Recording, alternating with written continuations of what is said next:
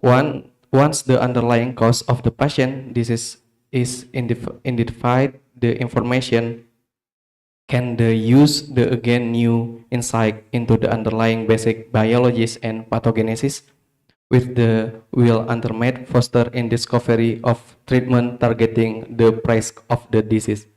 Development of the medicine will be done the patient population most likely to benefit.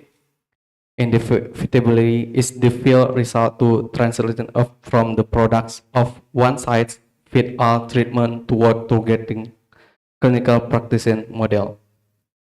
In precision medicine, therapists will also recur to the development diagnosis to define the optimal treatment in individual patient. The rest of the section is discussed development in precision medicine along with the opportunities the present in drug development. We draw example particularly from those therapeutic area that expected to advance most quickly toward a precision medicine framework, include genetic disorder with a strong genetic component, particularly neurologic diseases such as epilepsy and cancer. Thank you. Thank you very much. All right, now the final argument. Negative. Everyone, society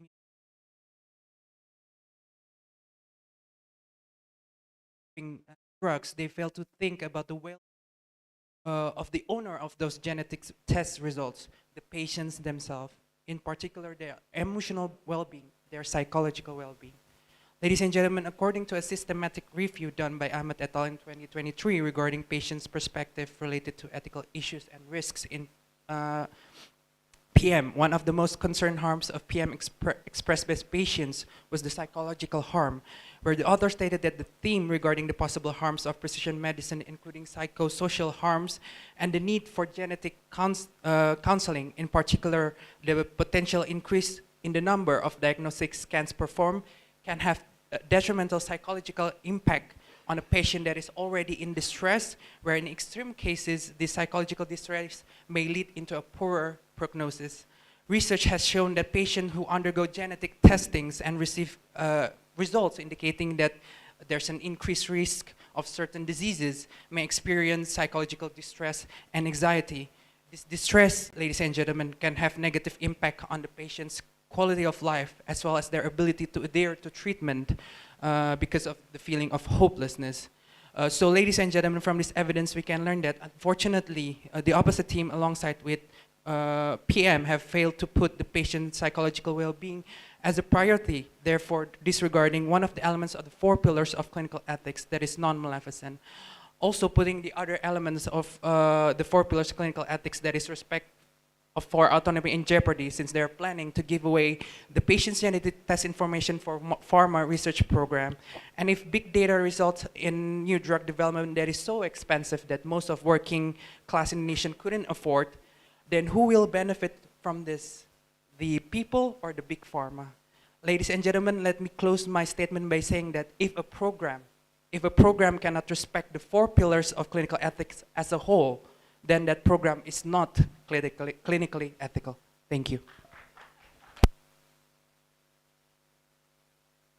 Thank you very much.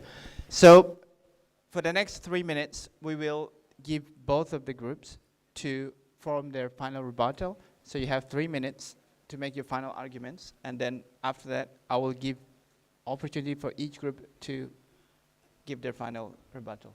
Okay? Your 3 minutes starts from now.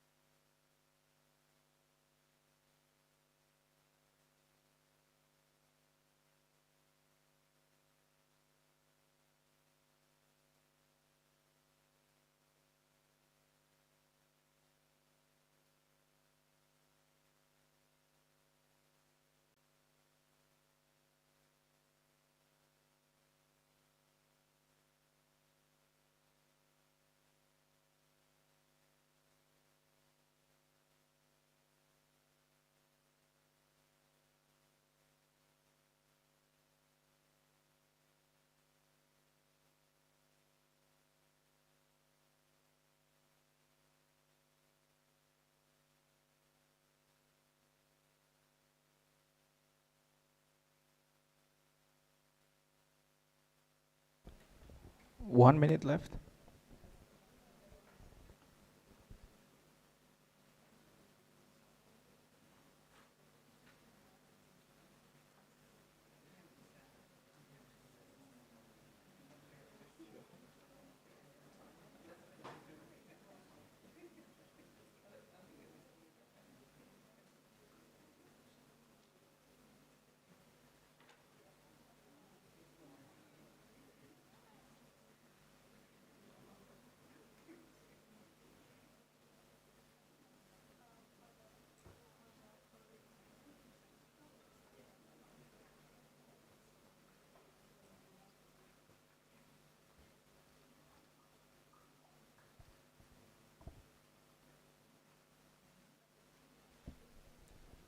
Okay, so time's up, and then we will give the first opportunity to the negative group.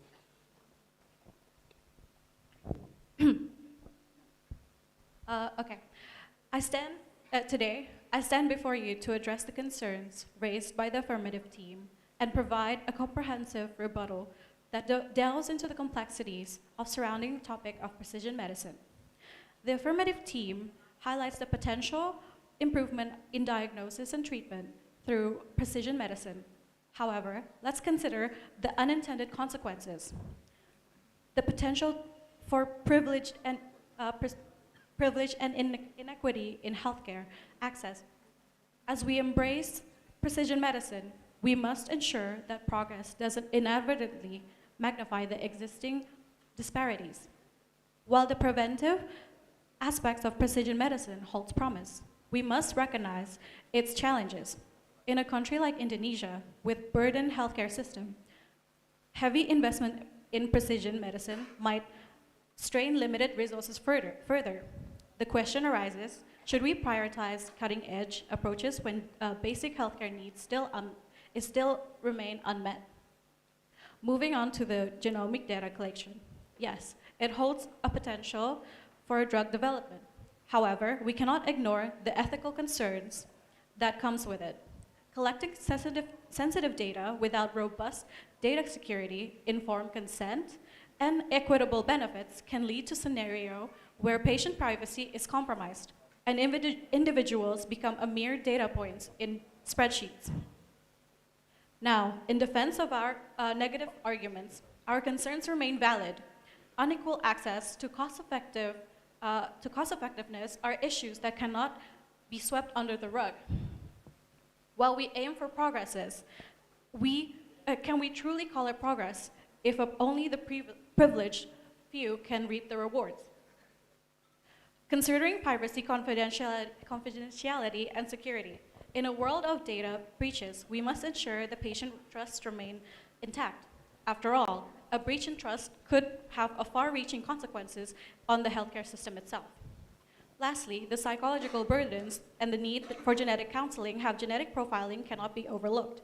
As the saying goes, proper counseling becomes paramount in ensuring, as the saying goes, knowledge is power, yet power sometimes comes with confusion. Proper counseling comes paramount in ensuring the individuality equipped to make informed decisions. In conclusion, let us heed the word of Winston Churchill. The price of greatness is responsibility. Precision medicine is a path with great potential, but it is our responsibility to navigate with utmost care. As we forge ahead, let's question the true benefit of precision medicine in Indonesia and reflect on the priorities. Should we invest substantially in precision medicine or our first secure basic healthcare for all? All right. And now final rebuttal from group 2. Yes, I would like to thank for the opportunity. Actually, I'm surprised from what my opponent just said that precision medicine isn't fit in our country. It is totally doable. It takes time and then money investment, of course, but doable.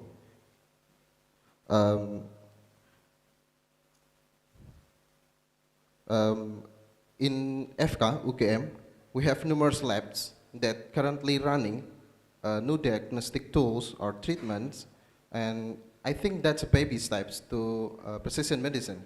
And I think, moreover, disagreeing that idea of the precision medicine is indirectly insulting our teachers in here, actually, because our teachers in here has done so many times research that including genetic profiles, and then moreover, from the precision medicine results in these days, for example, that in here you can freely open your mask because of the precision medicine, the vaccination of the COVID-19, for example. That's very, I think the vaccination is also precision medicine is a very promising medicine in the future. But it takes time. It's okay. It takes time, and then maybe some problems for us to go in there. But the problem is, I think, is we can handle the problem. My opponents said that the lack of essential health care in the remote island. I totally disagree on that, because in the precision medicine, it takes times to achieve that distribution, I think. And then my opponents also said that inequality health services in the rural area, it is not a problem that we want to develop precision medicine. It is a problem for all of us, but for the idea of the precision medicine is not a problem. We can tackle that. Thank you. Thank you very much. So, both very compelling arguments from the affirmative and negative group. For the affirmative group, they're again confirming us that, you know, some of our teachers making sure that they not have wasted their life becoming a professor in precision medicine, but actually gaining something useful for a lot of people. And then for the negative group, I thought I almost heard the Spider-Man quote earlier when she said that with knowledge comes power, and Spider-Man with power comes great responsibility. I was thinking it will come to that, but turns out it's the other way. All right, so I'm sure the judges have made their verdict for both groups regarding their arguments, but let's hear from the audience, okay? Can you give a big round of applause for Group 2?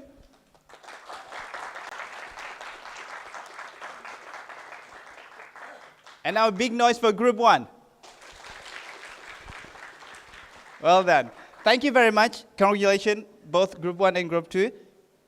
And we'll hear the verdict of the judges by the end of the session. And I'll move back to the MC. Okay, thank you so much, Pak Tony, and also Group 1 and Group 2. You may back to your seats.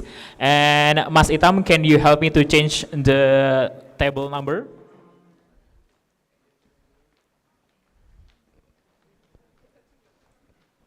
Okay, now we are going to the second session of the debate that will discuss about traditional medicine versus precision medicine, which should take precedence. And these sessions, I would like to invite all of the members of Group 3 and Group 4.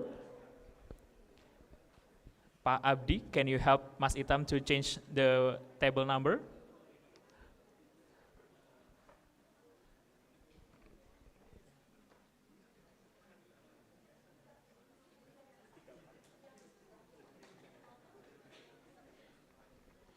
Okay, and I would like to invite Group 3. We have Nabila Islamiati from PPDS Pathology Clinic, and also Hindun from PPDS Obstetrics and Gynecology. Next, we have Pradina Paramita from PPDS Radiologi, and Histi Nadia Hazia Setiadi from PPDS Ilmu Bedah Anak. And then for Group 4, we have Maiza Chandani Kusumasari from PPDS Pathology Clinic, Fathati Saida Rahma, PPDS Ilmu Kesehatan Mata, Timothy Immanuel Maranata, PPDS Radiologi, and also Hafiz Widagdo Sugiarto from PPDS Dermatology and Venerology. So for the Group 3 and Group 4, please have a seat, and these sessions will be led by Bu Rizky from Department of Biochemistry. Bu Rizky, please have a seat in the moderator tables. Okay, so before Bu Rizky gives the introductions, let's take a look. Will be the pros group and cons groups. Okay, Pak Pur, please click the button.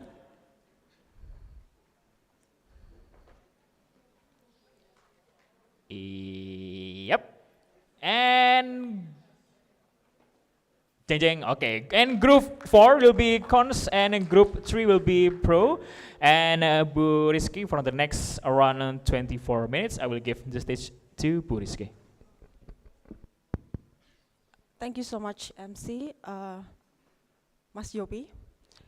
What first debate, yeah?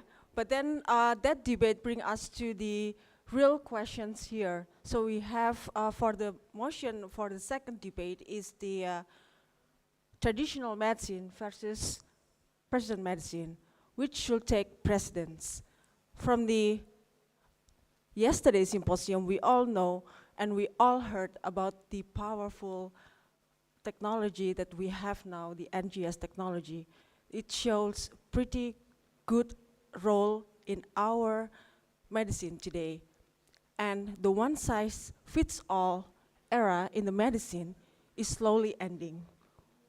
We will hear for the two groups today about their opinions and arguments as well, how we can, give perspective about these two, basically two different practice-based medicine. We have here group 4 as an affirmative group, and group 3,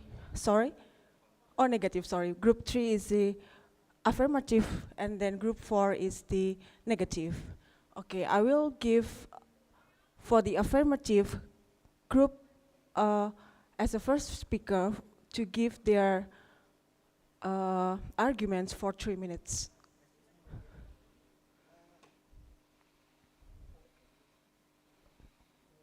Before we start the debate, we want to confirm, are us as favorable to traditional medicine or precision medicine? Because the title is a little ambiguous. Are the contra group is favor to precision or favor to tradition? Yeah, thank you. So I will say, because in our topic we say traditional medicine versus precision medicine, so then the affirmative will be the traditional medicine. I will say affirmative will be the precision medicine, and the cons is the traditional medicine, because the whole symposium it's about precision medicine. Yeah. So then, for the affirmative first speaker, time is yours for 3 minutes.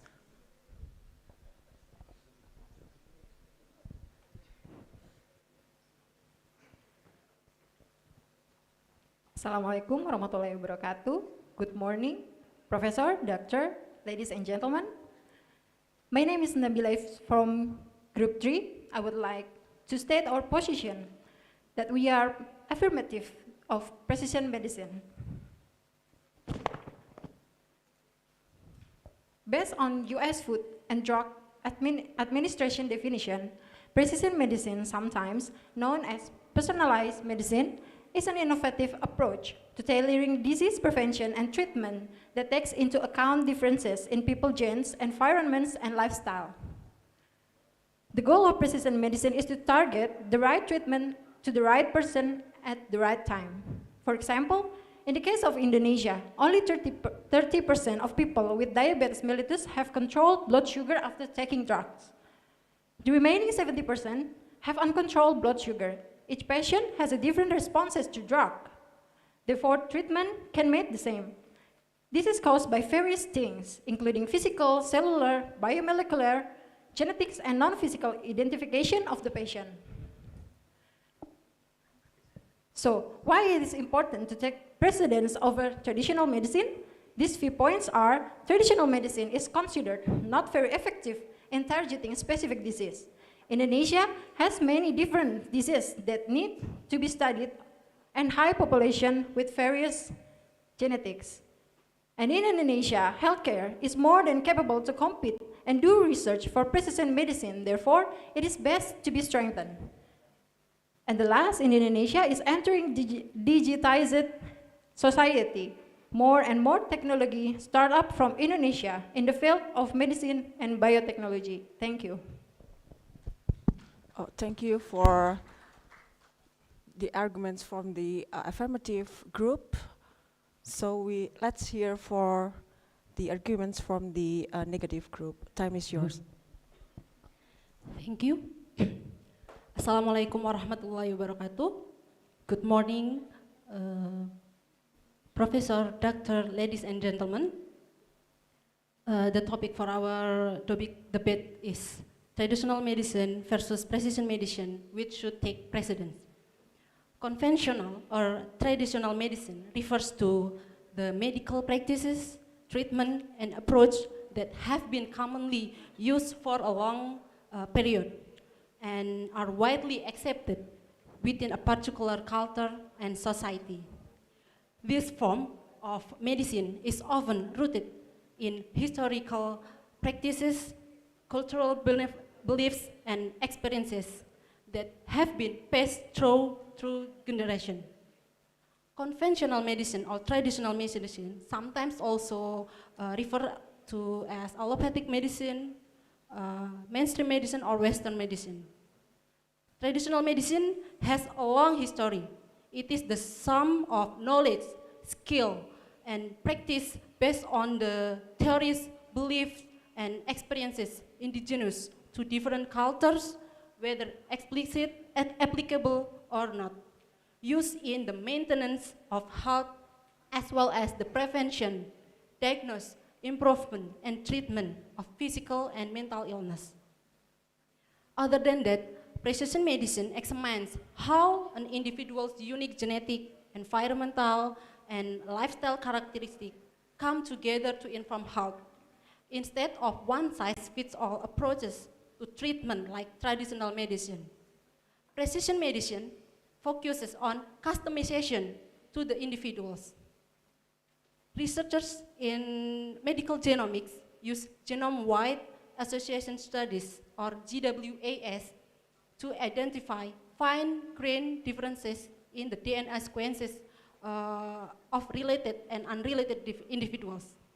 Aggregating the small effect of thousands of genetic variants identified through GWAS, phenotypic score, or PGS, are used to estimate a person's likelihood of exhibiting a particular phenotype. Therefore, precision medicine can be expensive due to the need for advanced genetics testing and personalized treatment, so potentially limiting access for certain population. Not all medical conditions have well-defined genetic targets or maybe effective targeted therapies, so it can limiting the applicability of precision medicine. From the statement I made before, so our I'm group sorry, is the convinced time that is up. traditional medicine should take precedence. Thank you. Thank you. Give a big applause for the first argument for both. So the affirmative group said about the stressing out about the role of the genetic profile of each individuals in the precision medicine. And the group four, which is the negative group, stressing out about the costs once again of the precision medicine. Let's hear for the second speaker for the affirmative group. Please, the time is yours. Thank you. Good morning, ladies and gentlemen. Good morning, the judges. I come from the affirmative group. I would like to tell about our opinion with the precision medicine. With the precision medicine, we can finally move beyond the one-size-fits-all in the traditional medicine to the precision medicine. Traditional medicine is considered not very effective in targeting specific disease. The impact is wasted resources in developing general medicine that doesn't cater the needed of specific disease. While some might argue that precision medicine is expensive, it's important to recognize that the long-term benefit to the precision medicine can get the initial cost from the precision medicine. The investment in research and technology will lead to cost saving. It will lead to cost saving as more effective treatment, reduce the need for trial and error approach and hospitalization of the patient. That's all. Thank you. Thank you for the affirmative group.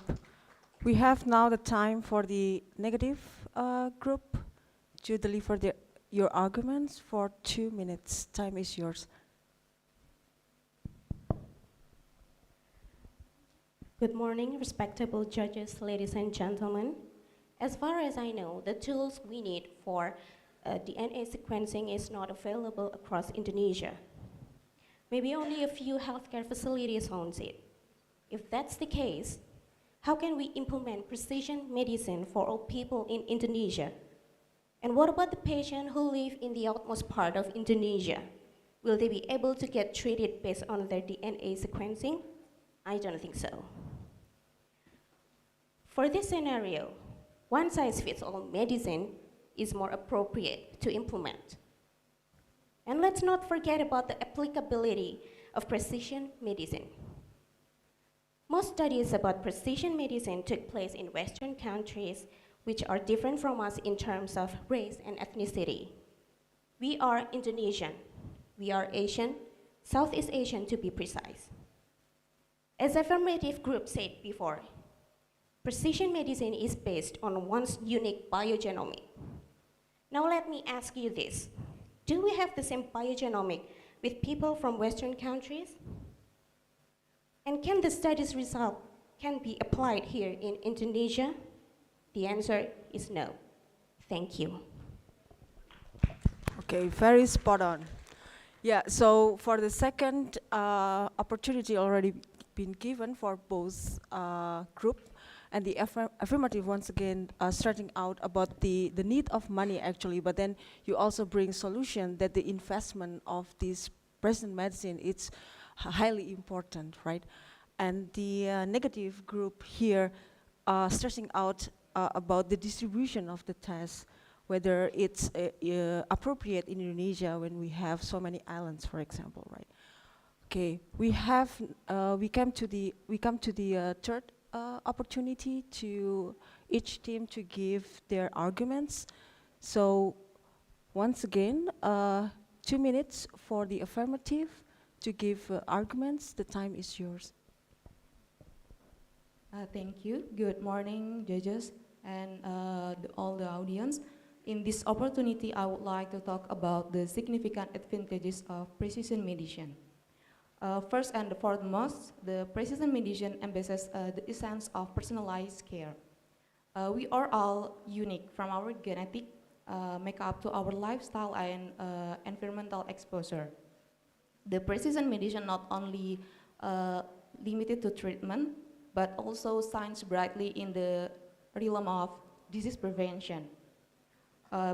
With the ability to identify the genetic predisposition and risk factor, we can know the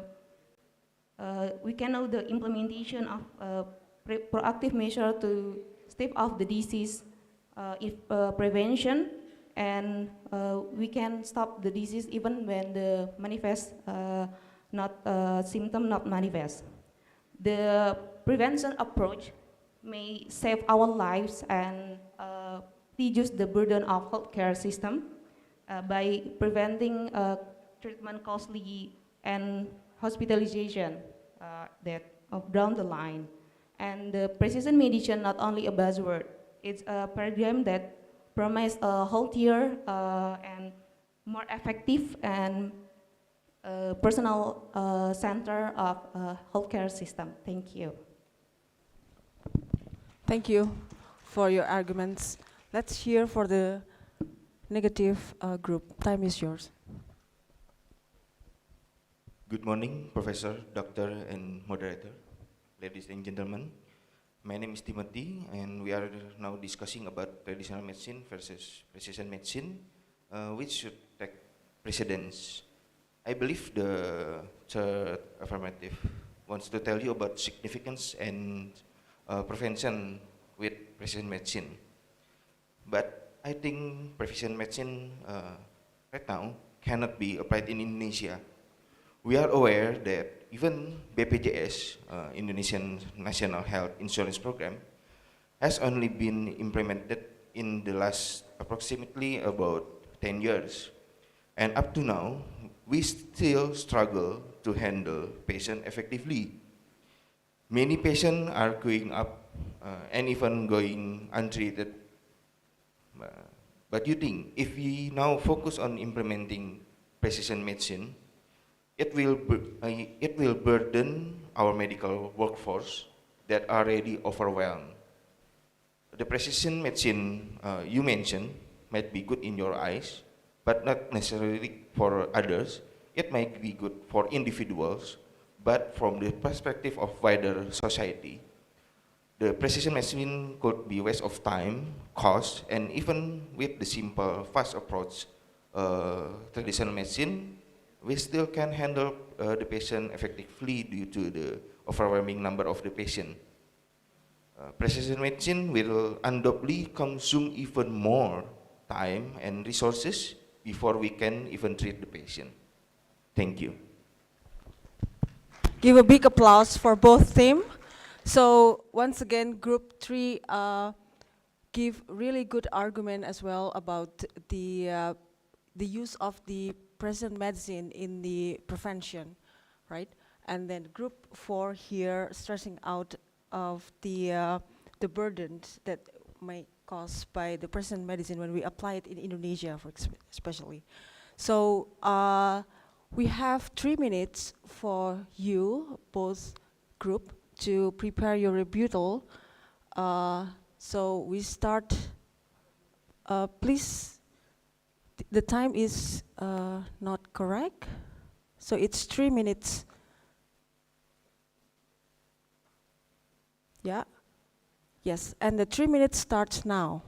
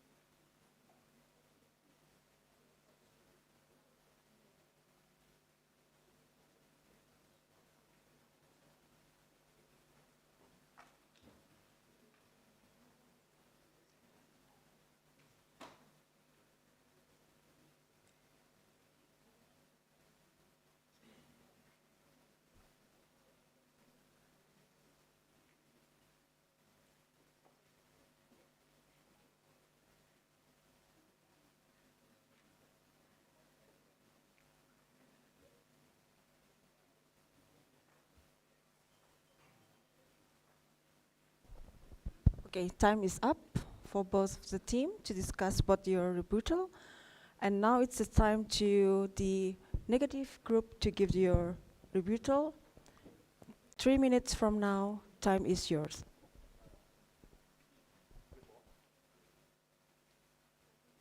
Good morning, Doctor, Professor, ladies and gentlemen. We, the negative team, believe we should prioritize traditional medicine over precision medicine. The first affirmative speaker tried to tell us limitless possibility of precision medicine. This is really wrong because our first speaker spoke to you about the cost and how limited precision medicine can be. Precision medicine can be expensive due to the need for advanced genetic testing and personalized medicine, potentially limiting the access for a certain population. And also, not all medical conditions will have well-defined and have effective targeted therapies, therefore limiting the applicability of precision medicine.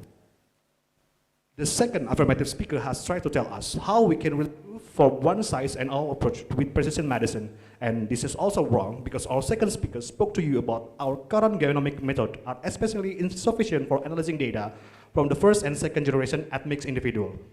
The current limitation of medical genomics raise important scientific and ethical consideration regarding missed scientific opportunity and representation in research and participation. It's ethically problematic to continue and equitably resource allocation that drive underrepresentation in genomic studies.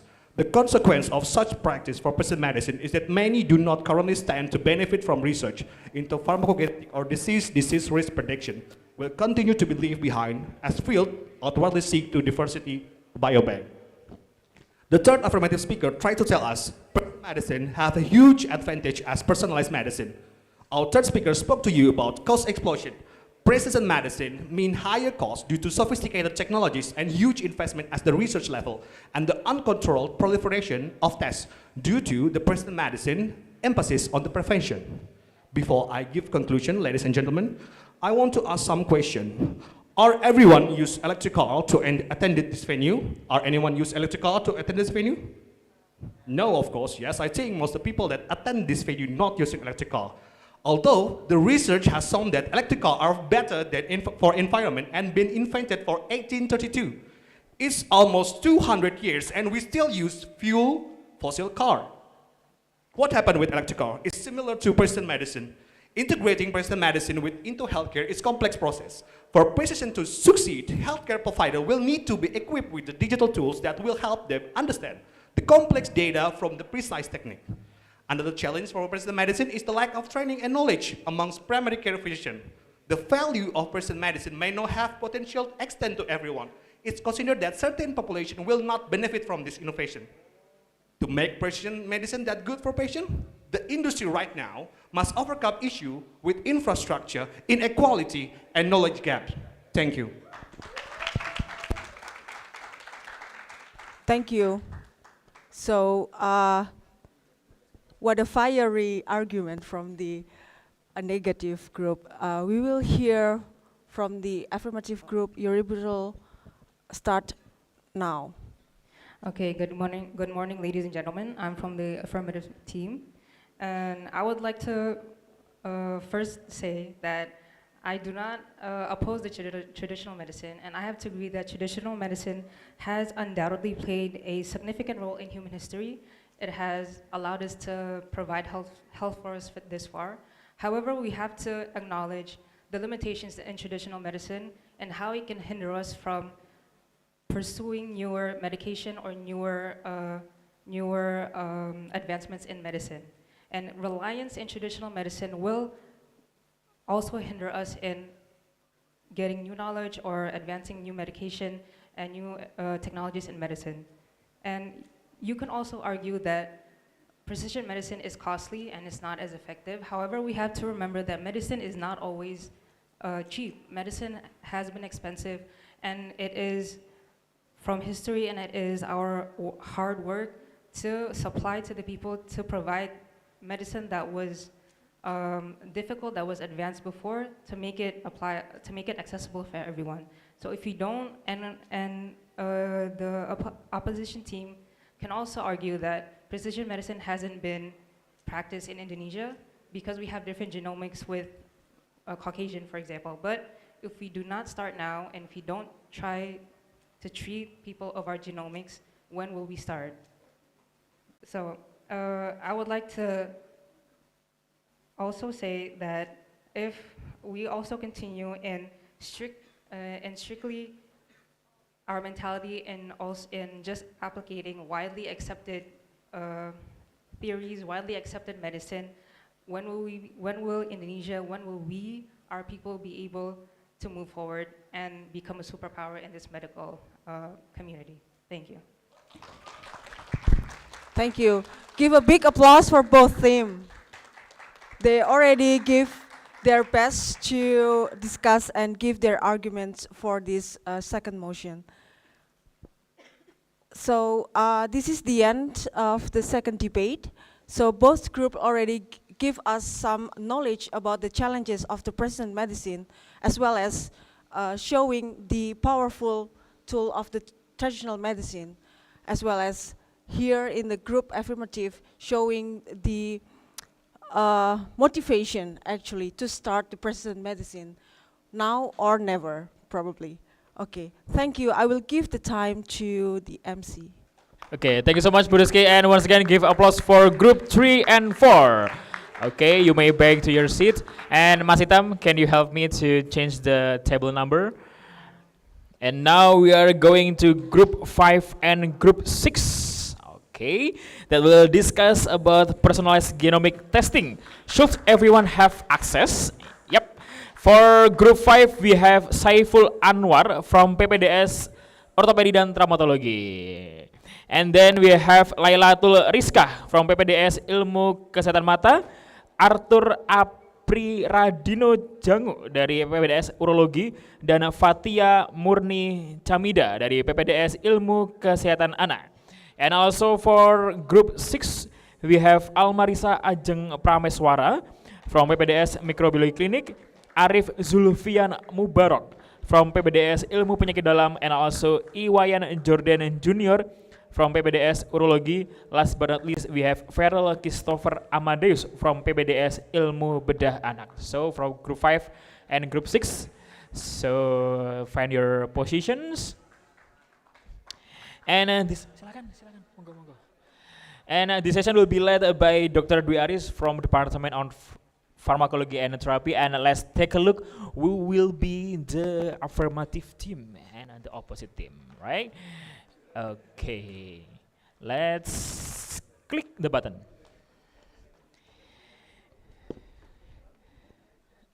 Okay. Yep, and group 5 will be group pro, and group 6 will be groups cons. And for the next around 26 minutes, I will give the stage to Dr. Dwi Aris. Okay, thank you, Yopi. Good morning. Assalamualaikum warahmatullahi wabarakatuh, honorable judges, and also our dear participant and also the committee. So we came to the third debate. This topic is also very interesting. It's about the personalized genomic testing. Should everyone have an access?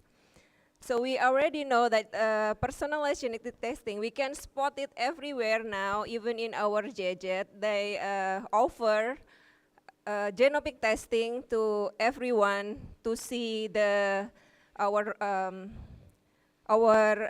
gene, and so we can see the sensitivity to some drugs and also which nutrition is the fit for us. So group 5 will be the pro, the positive, and group 6 will be the cons, okay? So let's start our debate. Start from group 5. The first speakers, your time will be 3 minutes.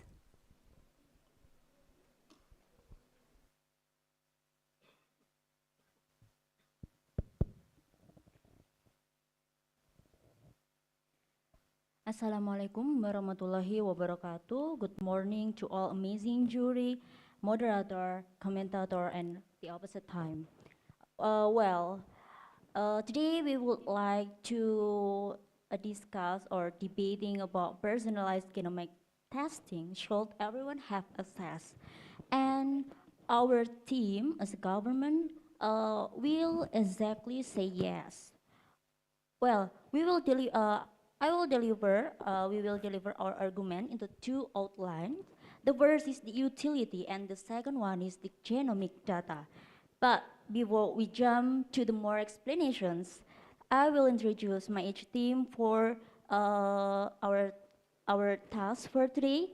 Me as the first speaker will delivering my team first argument. It is about the utility. My second one is also will be deliver about the utility, and my third speaker will deliver about the genomic data, and my fourth will be a rebuttal. Well, first of all, I will clear the definitions and the urgency why our team fully support these motions. The first is personalized genomic testing is analyzing and interpretations of information from an individual genome. And we know in this era, if by medical progress, the discourse on universal access to personalized genomic testing emerged as a focal point, and it should not be confined to specific groups, but should be extended to everyone. And by endowing individual with the case of their genetic code, we posit that revolutions in medical interventions, disease preventions, and also equitable healthcare delivery can be catalyzed. So let's talk about the utility of the personal and clinical uses for the genomic informations. Well, the first is, I'll take one example in how this genomic testing will save many lives and also significantly decrease the state spending in financing a disease by prevent the disease. For example, non-invasive prenatal testing, or NIPT, is a method of determining the risk that the fetus will be born with certain genetic abnormalities, and this can access in Indonesia with easily. And we know that this test is highly recommended. Sorry, time is up. Thank you. Okay, thank you. Okay, so groups, yeah, applause for group pros. So we have here that they are stressed on the advancement and that can be done due to the genetic testing data. So let's hear the negative argument, the first speakers. Thank you, moderator. Good morning, respected judges, my worthy opponent, faculty member, and all of the audience. I, Almari Sajeng, together with my partner, Dr. Jojo, Dr. Zulfi, and Dr. Farrell, hereby standing against the motion. And I have your permission, I would like to begin by saying that not everyone should have the access to personalized genomic testing. First of all, personalized genomic testing, or later we call it as PGT, is the human genetic derived study of analyzing and interpreting individualized genetic information by genome sequencing to identify genetic variation compared to the library of the known sequences. PGT marketed to consumer to promote access to and exploration of genomic information outside the traditional clinical setting without our health provider's supervision. So in this case, usually known as direct to consumer or DTC PGT. As of May 2010, there were more than 30 DTC genetic testing companies that collectively offer more than 400 health-related tests, and this number appears to be on the rise. Today, genetic tests for more than 1,200 diseases are available in clinical setting, and several hundred more are available in research setting. In Indonesia itself, there is one of the first DTC company genetic testing, such as Genetika Indonesia. The test was introduced in 17th August 2019, and after 4 months, it has more than 400 processed samples. This test can be purchased by consumer online, and testing doesn't require the involvement of healthcare provider. In this case, PGT conduct without medical context and qualified counseling. The consumer are vulnerable to being misled and to making inappropriate healthcare decision. For example, in the USA, although mutation being in the BRCA1 and BRCA2 genes are highly predicted for breast cancer in women with a strong family history of the disease, they do not signal increased risk in women no family history of it. but there is no medical counseling about it, they can be misled. They can be have anxiety to find another testing that unnecessary testing. So this is a wasted cost that we face it. So other potential consumer harm is discrimination and stigmatization of privacy of the result is not adequately maintained. So ladies and gentlemen, we believe that privacy is not an option. It should be the price we accept for just getting on the internet. It's not fair. Thank you. Okay, thank you. Yeah, it's quite strong. They focus on the unnecessary stress, and also, yeah, without supervision, it won't be useful. So let's hear the second argument from the pros group. Are you ready? Yeah, your time is 2 minutes. Thank you, moderator, judges, and ladies and gentlemen. I would like to totally disagree with the opinion from the confirmation because it's like restriction of autonomy is like preventing someone to have a key to his house, because in here from genomic testing we have many benefit from the utilities. The first is treatment use. All of the core of universal access argument lies to potential democratize precision medicine, such as personalized genomic testing, empower healthcare, provides with a roadmap of an individual's genetic architecture, facilitating treatment tailored to their unique genetic makeup. So it would like to highlight the impact of personalized genomic testing, such as effective use of drugs like heparin in patient with cytochrome, and then use of ACE inhibitor in hypertensive patient, and liver enzyme in patient with PPI. Second, there is utility about preventing the disease. Genetic insight can optimize screening programs. About early disease detection. Genetic testing empower both individual and healthcare system to transition from reactive to proactive healthcare management. Identifying genetic predisposition enable the development of strategies for early disease detection and targeted preventive measures. Study published in the Journal of JAMA Oncology found that individuals who underwent personalized genomic testing had a significantly higher rate. So from these two statements, time is up. Yeah. Thank you. So yeah, also a strong argument from the pros group. Applause from group 5. So now it's time for negative groups to give the argument. So good morning, judges. Good morning from the opponents and the audience. So from the topic is, should everyone have access? So my opinion is, should it's not for the access, because why?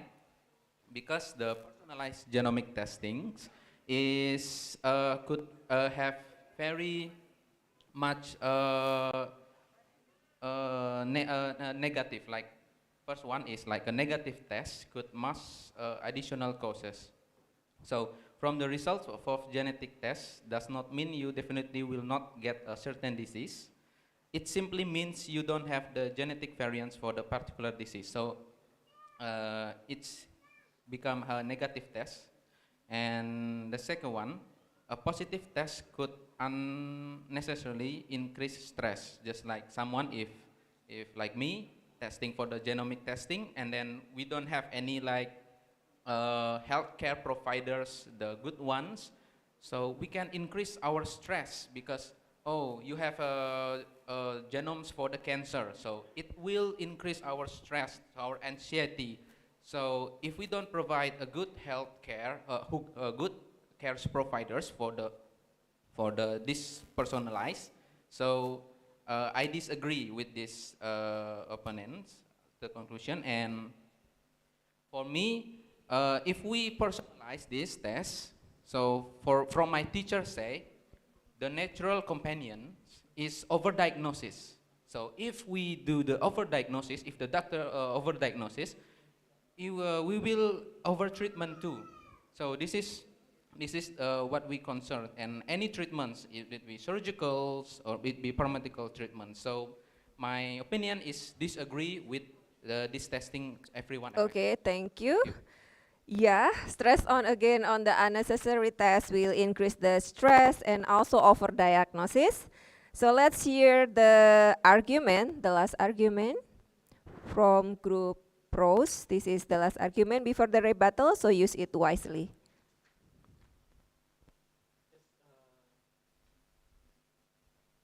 Thank you for the opportunities. I totally disagree about affirmative, about the team, because the physiological information, the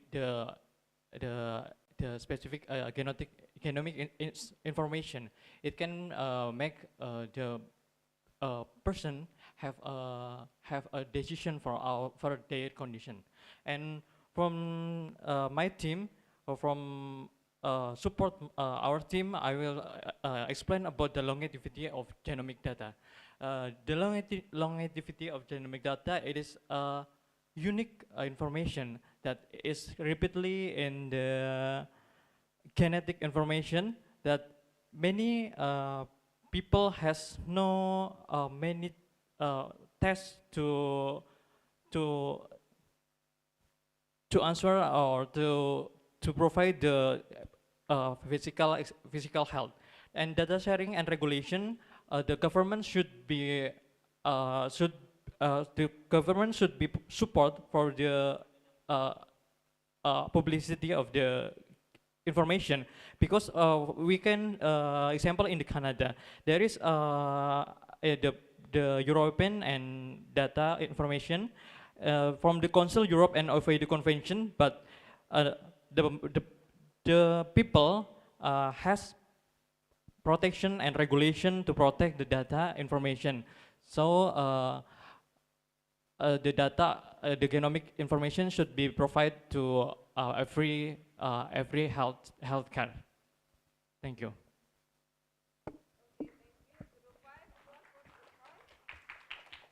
Okay, they stress on the protection of the data. So now the last argument before the rebuttal from negative group, please. Assalamualaikum warahmatullahi wabarakatuh. I am Arif Sulfian Mubarak from group 6. We disagree about genomic testing can be assessed for other people because the lack of regulation standard. The field of genetic testing is rapidly evolved, and then the lack of standards regulation could result in vulnerability and inaccurate testing methods. And then in this country, in Indonesia, data EKTP can be leaked, and Peduli Lindungi, and then EKTP can be leaked. So who guarantee this data genomic cannot be leaked? So data genomic testing is very sensitive for other people. And then genetic information could be used to discriminate against individuals in various ways, include employment, insurance coverage, and social interaction, particularly in certain genetic variation are linked to specific condition. In February 2006, a class action lawsuit was filed against Massachusetts company UGM Biolabs for its baby gender mentor test. The lawsuit, which was filed on behalf of women who had used the test and were dissatisfied with the incorrect result received, focus on the company failure as honor 200% money back guarantee, and this claim is 99% accurate. In addition, the lawsuit claimed that the company provided incorrect medical advice to women about the health, which caused them emotional distress and led them to undergo unnecessary testing.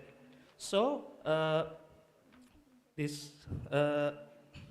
who can be guaranteed that the autonomy patient can make them have wrong decision? There's quote, the more freedom we enjoy, the greater the responsibility we bear. Thank you.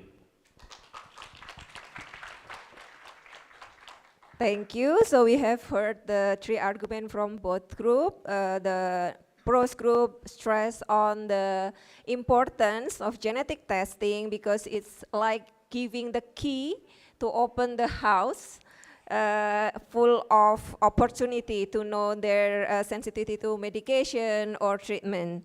And the negative group stress on the unnecessary treatment, unnecessary stress, and also safety of the data regarding the access to personalized genetic testing. So this time for you to prepare your rebuttal, it's 3 minutes, so use the time wisely to prepare your rebuttal. Yeah.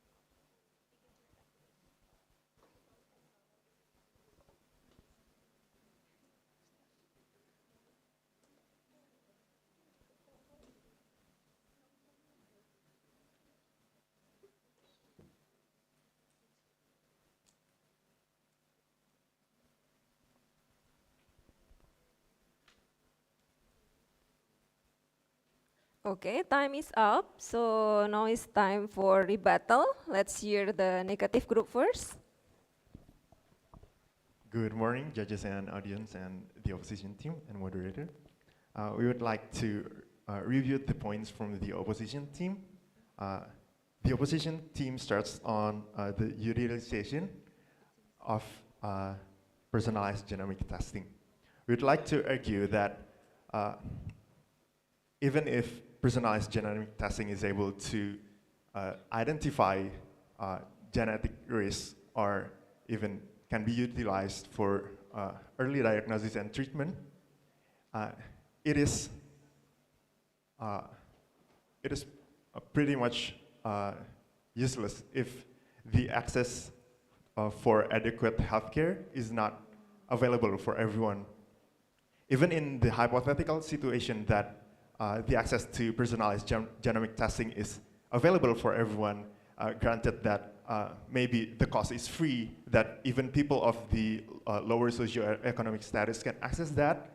If the access to appropriate healthcare is not available, like the distance to healthcare facilities is too far for them to access, or other facilities and infrastructures are not available, it is ultimately can't be utilized.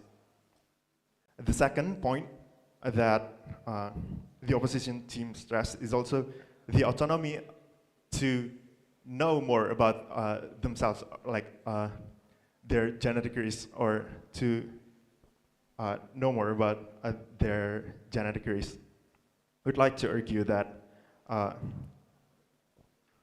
that once we do personalized genomic testing, the autonomy about the autonomy and the security of the data is not secured, as mentioned before, and that even with the choice to, even with the opportunity to make the choice to do the testing ourselves, the results are beyond our control, and the validity of the data is beyond our control. And without the proper counseling and the proper healthcare, as mentioned before, it is basically useless and not cost-effective for treatment. And that is all. Like, the main point for our team is that who can guarantee the utility, the validity, and the security of personalized genomic testing? And what is the good of even the best what is the good or the use of even the best diagnostic tool available in the world if the proper healthcare system is not available to everyone? Thank you. Okay, thank you. Yeah, it's quite strong rebuttal from negative groups. Let's hear the pros. Ladies and gentlemen, distinguished judges and respected audience, we appreciate the points made by the negative team, but we believe that their perspective fails to fully grasp the transformative potential of universal access to personalized genomic testing. Let's address some of their concerns and reaffirm the merits of our stance. First, they address the ethical and privacy concerns. While the negative team raises felt concern about privacy, we emphasize that individual autonomy also encompasses the right to access one's genetic information. Like my second speaker said, why hinder individuals from making informed health decisions based on their genetic insights? It's like denying someone to the keys of their own home. Restricting access could perpetuate information asymmetry and inhibit individuals from making informed healthcare decisions that directly affect their well-being. And second point, they address about unintended consequences. The negative team's concern about unintended consequences such as unnecessary stress over medicalizations are purely speculative at best. Why?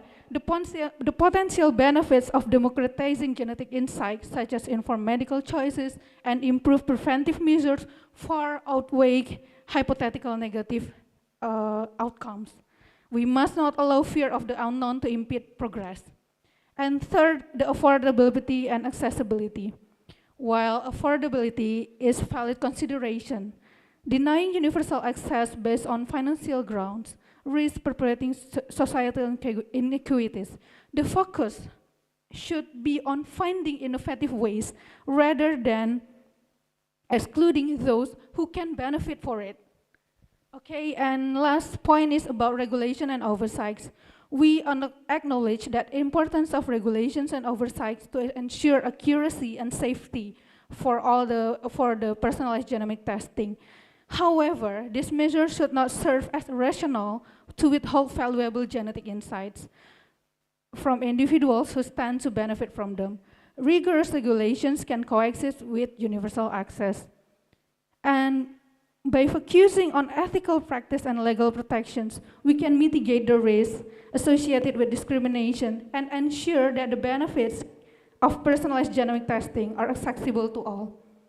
In conclusion, while the negative themes raises concerns, our proposition stands firm in advocating universal access to personalized genomics testing.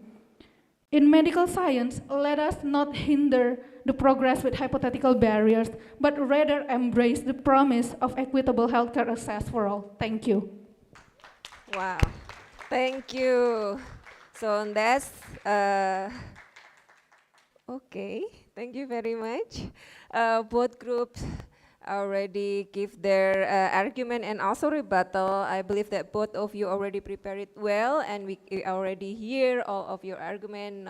No one is correct, no one is wrong, because we are here not to find which one is the right one. So we have here all of your argument. Thank you very much. Both of you are wonderful. Let's give applause for both group. Okay, thank you, Group 5 and Group 6. I return the time to Yopi. Okay, thank you so much, Bu Dwi Aris, and once again give applause for Group 5 and Group 6. And before we continue to the fourth and fifth motions, I would like to hear some very short comments from our judges. Pak Madiandi, Pak Gunadi, Bu Gandes, Pak Hamim. Just very short comments. Because the limitation of time. Ya. Yeah. Oh, terakhir. Oke, baik, siap. Oke, baik. We will hear the comments after the all sessions. Now we are going the fourth motion that will discuss about the precision medicines and health inequality, bridging the gap. Okay, and I would like to invite Group 7. We have Dita Aska Nadira, PBDS Ilmu Kedokteran Jiwa, Niko Vanda Limantara, PBDS Dermatologi dan Venerologi, Lenggana Relung Atmadi, Magister Ilmu Biomedik, and in Group 8 we have Hening Tirta Kusmawardani, PBDS Anestesiologi, Joito Yakobson Sinaga, PBDS Ilmu Bedah, dan Nila Munana, Magister Kebijakan dan Manajemen Kesehatan.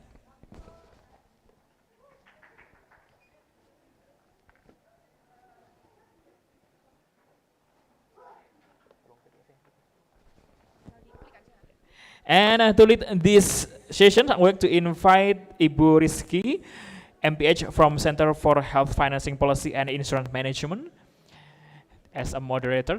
Oh, Dr. Asfa. Oke, sebentar saya cek.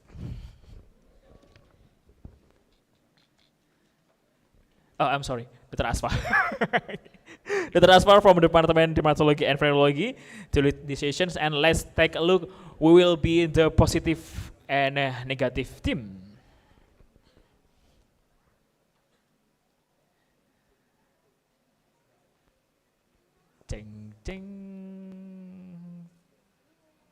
Yep, okay, so Group 7 will be pros and Group 8 will be cons for the next around 24 minutes. Dr. Aswa, time is yours.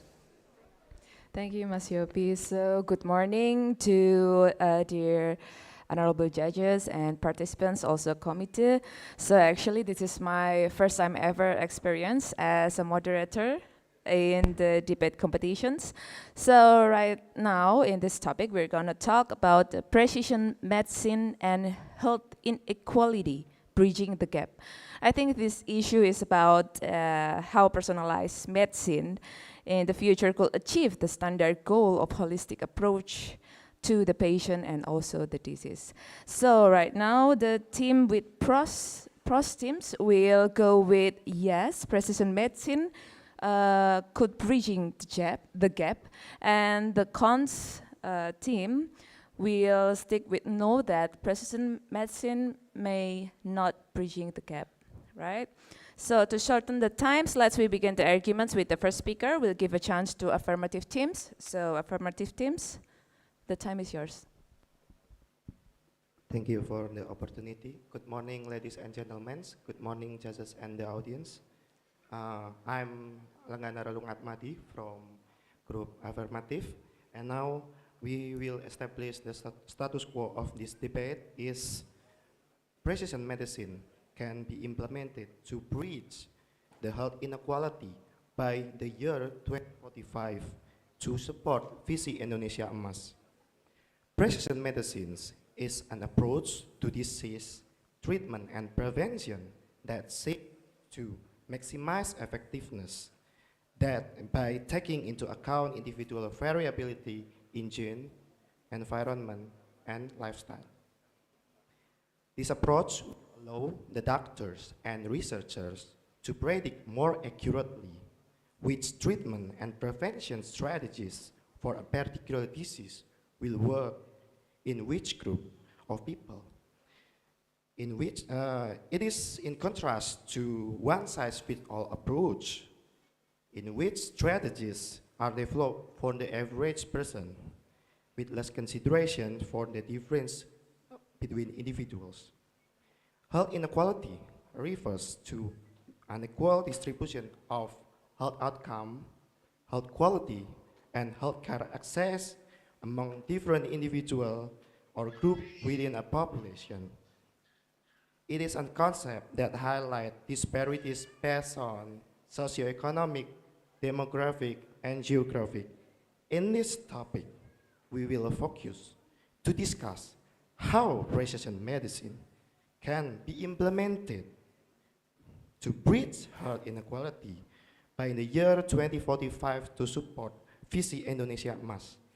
This vision also targets Indonesia to be a country that has strong leadership and influence in the international world.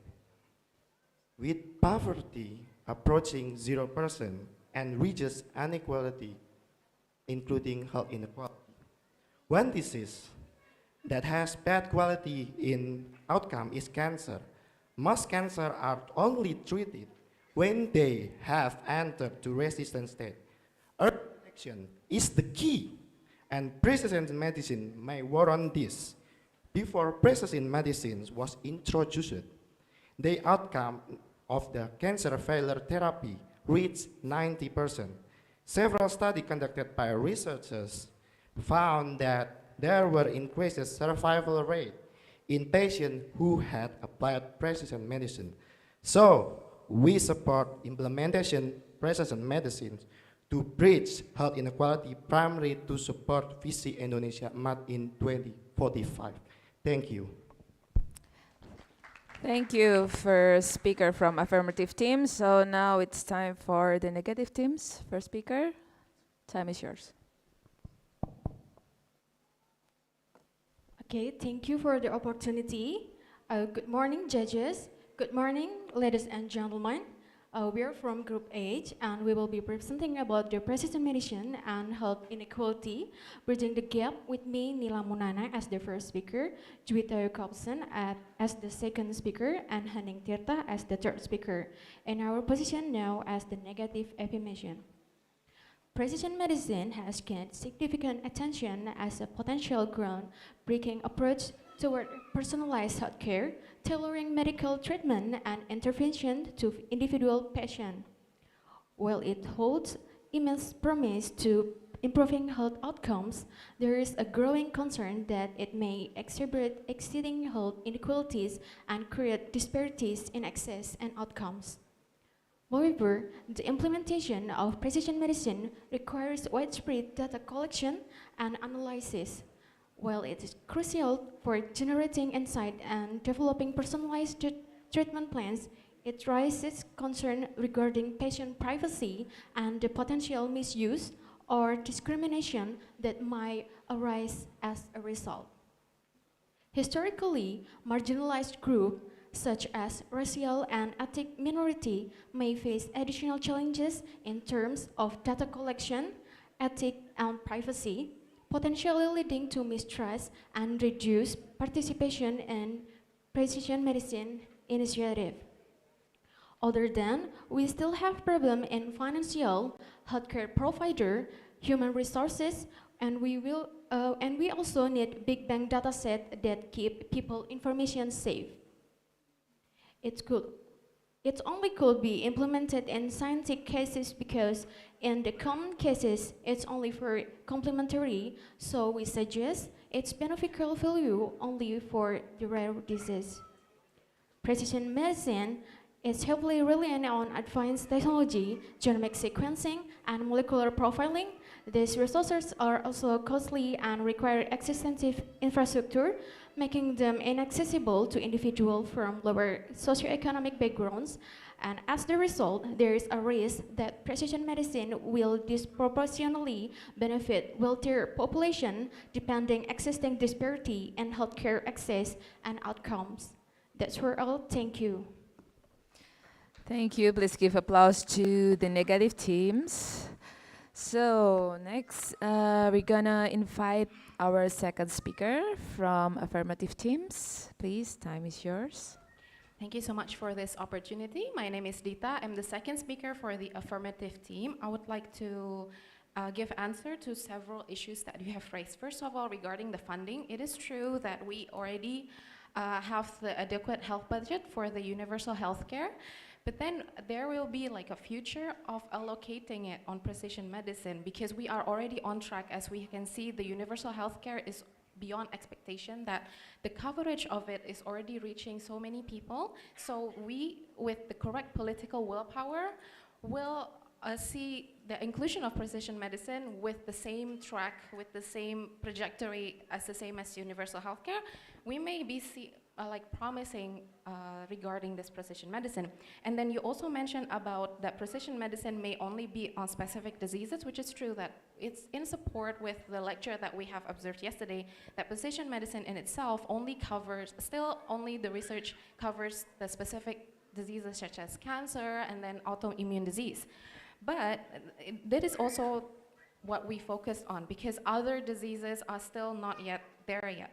But so if we are to apply precision medicine in our country, we can focus on several diseases first, because that's the way to go, because it's only, right now, the studies only show that effective to specific diseases.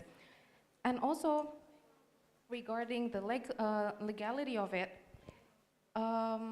we can see that, as from the lecture and from the speaker from Thailand yesterday said, that the first step of precision medicine is to secure the legality. So if we don't have that yet, we cannot proceed further. That's why it is important, and it will not be a hasty decision.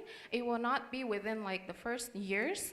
There will be a very long way to go, but then with the amount of political willpower, the correct political willpower, we will get there. Thank you. Thank you, second speaker. Now it's time to reply from the negative teams. Second speaker, please. Thank you for the opportunity. I'm Joito, second speaker from the negative affirmation team. So we hear from the affirmation team that you said you agree with us that the genomic medicine is only benefits for the rare disease. Yes. So it's clear that genomic medicines is only could be not very benefit for our main problem in Indonesia right now, for health problems. So if you know that, other than that, precision medicine if it is implemented in Indonesia, we could imagine that it could make a marginalization. Why? Because you know, if personal information, whether it's genomic or non-genomic, as we know, precision medicine is not only about the genomic medicine, but it's concerned about the environmental too, and other molecular change, not only genomic things, genomic stock. It could that personal information could make us as people in Indonesia become more vulnerable to racism and discrimination. And imagine if the genomic medicine is implemented in Indonesia with our universal health coverage, that we know that our universal health coverage right now is not in very good condition, because we have so many debt and the implementation is still have many homework to be solved. Imagine if this genomic medicine or precision medicine is implemented, it only could be used by the specific population. Time is up. Okay, thank you. Okay, so from PROS team, you said that it is promising to precision therapy, such as to do cancer therapy, or maybe we can focus on several diseases, like you said. But from cons team, you said that precision medicine may lead to the marginalization, and also there is also privacy issue, and also funds problems, right? Okay, now we're going to the last speaker from each team. So I'll give a chance to the affirmative group first. So time is yours. Thank you for the opportunity. Please let me introduce myself. My name is Nico, the third speaker from the first group. First of all, we did not say that it is only for rare diseases, but it's also for other diseases. And we know that the top 10 diseases in Indonesia, most of them are non-communicable diseases, and they have genetic basis on it. So basically, if we do precision medicine, we can prevent this disease, and thus we can reduce the cost, or in health technology assessment, it is called the cost utility analysis.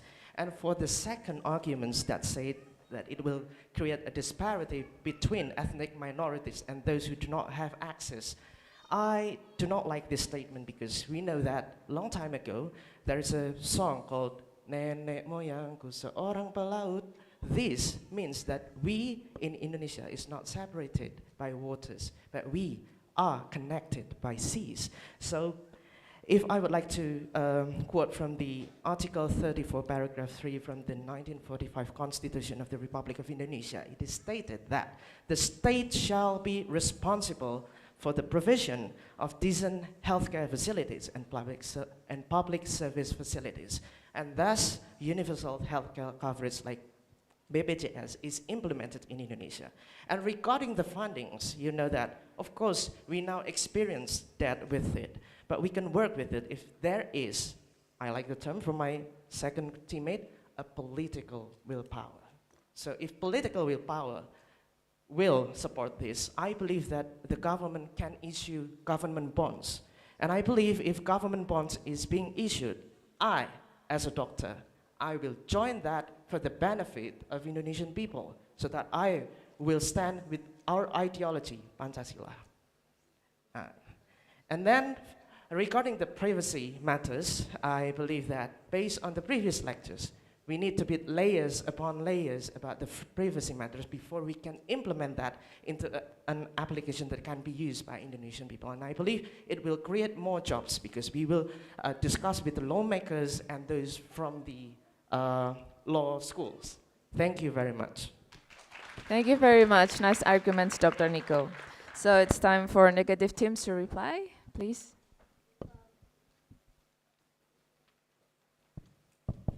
Okay, good morning, ladies and gentlemen. Good morning, judges.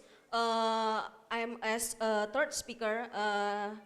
Now I will make a statement that there is a growing recognition in the science, legal, and also the ethic community that the genomic and also the precision medicine revolution in healthcare. And we also make the three legal aspect of the genomic therapy and also the precision medication. The first legal issue is the discrimination bias and also the human rights. Why we choosing the first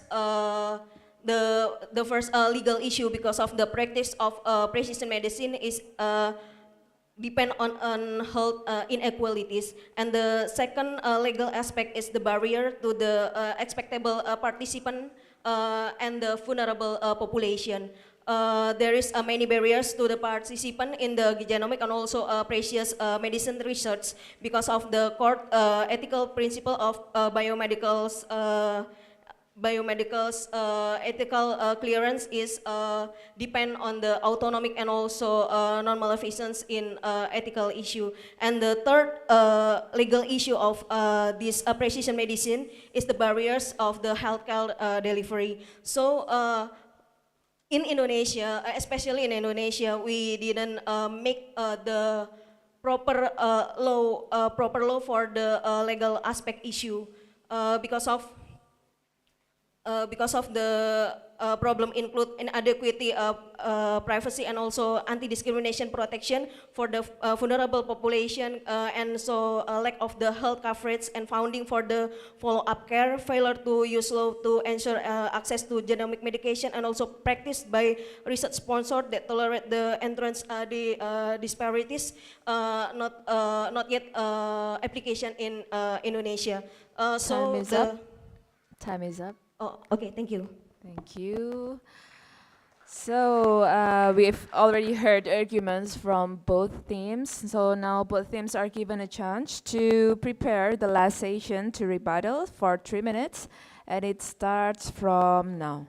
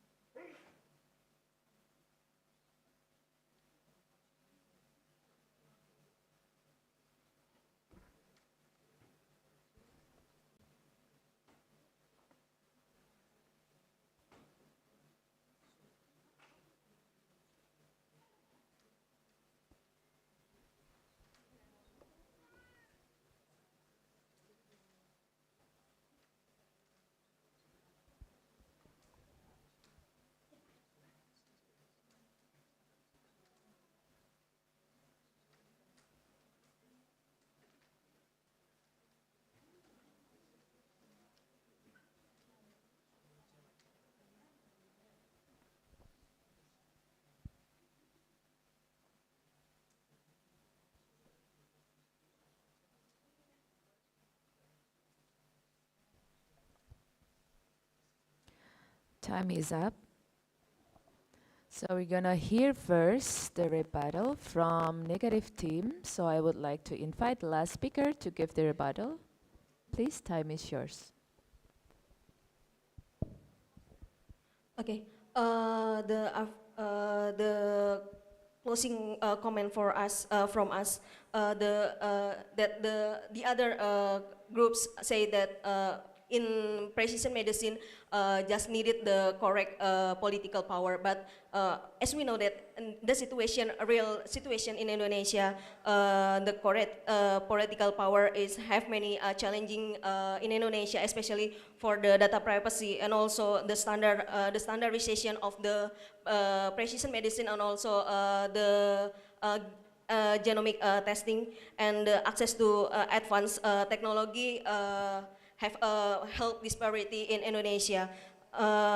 So the closing comment from us is to achieve demonstrated value, genomic medicine must overcome many uncertainties.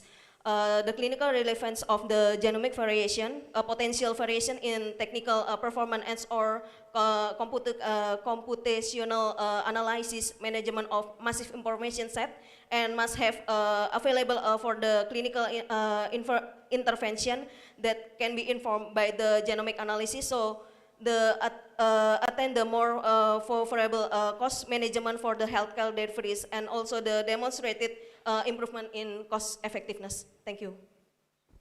Thank you. What a strong arguments. And now we're going to affirmative team to give their last rebuttal. Thank you very much for the opportunity. And then this is my last remark, our team last remark. The first of all, from the negative team, they always say that there is a marginalization of the certain ethnic groups and it can cause a discrimination bias. But I don't see the examples given by the negative teams. But as we know in Indonesia, we know that Indonesia is an archipelago country. During COVID-19 pandemic, we see the use of then known as Peduli Lindungi, now Satu Sehat. It is being used by all people in Indonesia, regardless of their ethnicity.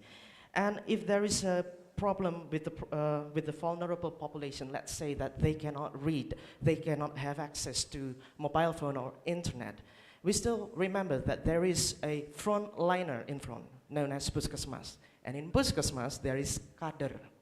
We can use kader to help bridge that problem. And the next one, regarding the budgeting, yes. Again, it's about the political willpower. Let's see how much the price of PCR testing during the first phase of COVID-19 pandemic in Indonesia. The price is about 2.5 million.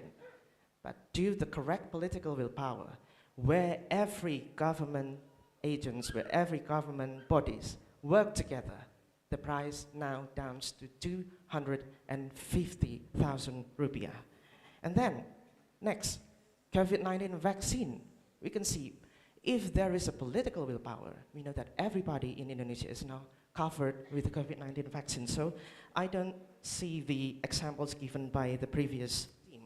And then last, I would like to emphasize on if we work together is in accordance with our motto Gotong Royong, we can counteract the problems, and finally, we can bridge the gap with health inequality. And for my last remark, I would like to quote from my favorite movies is Fantastic Beasts and the Crimes of Grindelwald, for the greater good. Thank you very much. Thank you, Dr. Nico. So please give a big applause for both teams once more. Yeah, we're already doing great. And now I think this is the end of the session. So we will hear some comments from judges in the end of the sessions. And thank you for your attention. I'll return the floor back to our MC, Mas Yopi. Thank you. Yep, thank you so much, Dr. Asfa, and also give applause for Group 7 and Group 8. And now we are going to the last session for the debate competitions. I would like to invite Group 9 and also Group 10. We have Talita Azalia, PPDS Anestesiologi, Irene Agustining Tias, PPDS Mikrobiologi Klinik, Siti Rani Angelina, Magister Kebijakan dan Manajemen Kesehatan. And also from Group 10, we have Uswatun Auratatika Hasanah, PPDS Ilmu Penyakit Dalam, Rizky Maulana Martin, Magister Ilmu Kedokteran Tropis, and also Adis Azizi Maradita, PPDS Neurology. This last session will discuss about the role of AI and machine learning in precision medicine, savior or threat. And to conduct these sessions, I would like to invite Dr. Rizky MPH from the Center for Health Financing Policy and Insurance Management, Faculty of Medicine, Public Health and Nursing, Universitas Gadjah Mada. And before Bu Rizky hand over the sessions, let's take a look who will be in the pros and cons. Mbak Reni.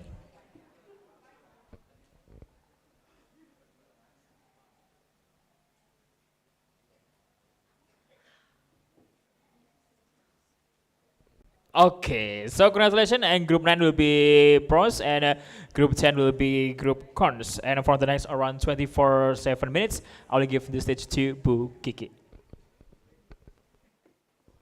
Thank you very much, Mas Yopi. Ladies and gentlemen, welcome to this engaging debate session. We're going to delve into a topic that lies at the intersection of innovation and ethics.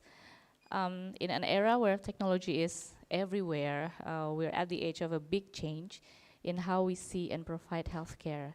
So, our respected debaters will talk about whether AI and machine learning might greatly change precision medicine, or if we need to be careful about how we use them. So the motion will be the role of AI and machine learning, savior or threat. So we have two groups here, the affirmative group and the negative group team. So I believe that all of you have been briefly informed by the committees or the judges about the general rules of the debate. I believe that you are also informed the orders of the speaking. So I will not get into that again. So let's start the debate. Yeah. We are going to start with the affirmative team first speaker. Sorry, the affirmative. Yeah, affirmative team speaker. You have 3 minutes for opening the debate, introducing the speakers, and present your argument. Starting now.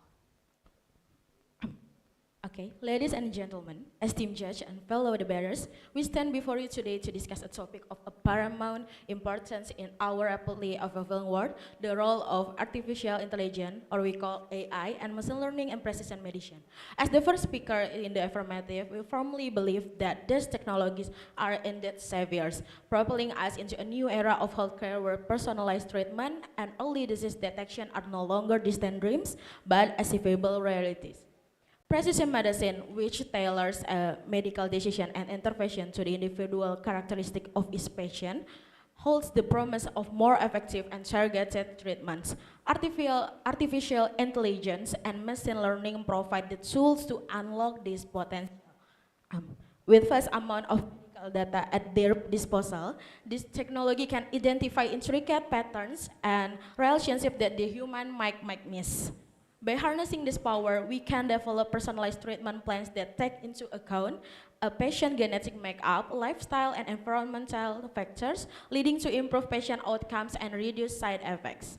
Fears that AI and ML, machine learning, will replace healthcare professionals are unfounded.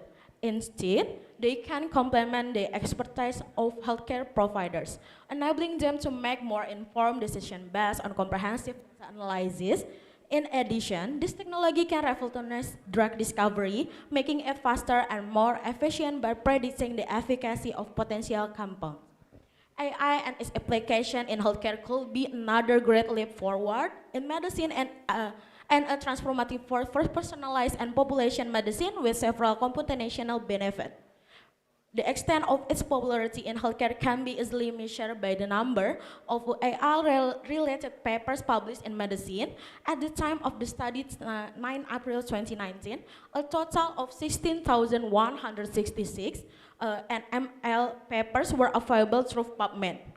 This growth of scientific literature in AI has increased the last 10 years with 14,469 papers between 2009 and 2019, and more than 70% of papers were published in the last 5 years. The convergence of AI and precision medicine promise to revolutionize healthcare. Precision medicine methods identify phenotype of patients with less common response to treatment or unique healthcare needs. AI uses sophisticated computation and inference to generate insight, enable the system to reason and learn, and empowers clinician decision-making through automated intelligence. Ultimately, AI and machine learning in precision medicine are not threats, but rather tools that empower us to conquer disease and provide better care for all. Thank you. Thank you. Yeah, so the affirmative team has argued proposing the use of AI and machine learning by listing out the benefits in the precision medicine. Now your turn, the negative team first speaker. You have 3 minutes to introduce the speakers and present your opposition argument. Time starts now. Okay. Assalamualaikum warahmatullahi wabarakatuh. Thank you for the opportunity My name is Adisa Zimarita as the first speaker of the negative team. Now, ladies and gentlemen, and the other honorable judges and the opponents, we strongly disbelieve that artificial intelligence and machine learning is a savior in the field of precision medicine. Well, how long have you been living in a medicine? 5 years, 10 years, or maybe 20 years? I 100% guarantee that in those meantimes, we have been living in an evidence-based medicine, where we want to treat patients in the best practice that we already know. Evidence-based medicine is on top of our medical thorn. Now, let's talk about the artificial intelligence itself and also the machine learning. What is machine learning? Machine learning is actually one of the branch of artificial intelligence, and it is a computer science methodology to draw the data pattern, a complex data pattern that can be used to make a predictions. And this large data set will allow a broad data analysis. But how did it exactly works? Actually, the machine learning is a black box that no one ever knows how it really works. Lack of explainability about the artificial intelligence and also the machine learning algorithms makes us difficult to understand how they arrive at their predictions or also the recommendations. This lack of explainability can be a challenge in a precision medicine, where clinicians and patients need to understand the reason behind every treatment decision. And then the most critical issue is the ethical concerns. The use of artificial intelligence and machine learning raises so many big ethical concerns such as privacy and also the consent issues. The collections of big data makes the biggest question about data ownerships, security, and also potential misuse. Well, at the end of the day, the data security in our country needs to be established first before talking about the precision medicine. Because I strongly believe everyone wants to be healthy without being stolen. Thank you.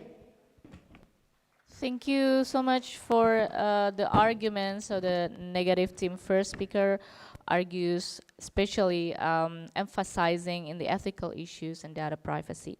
So now it's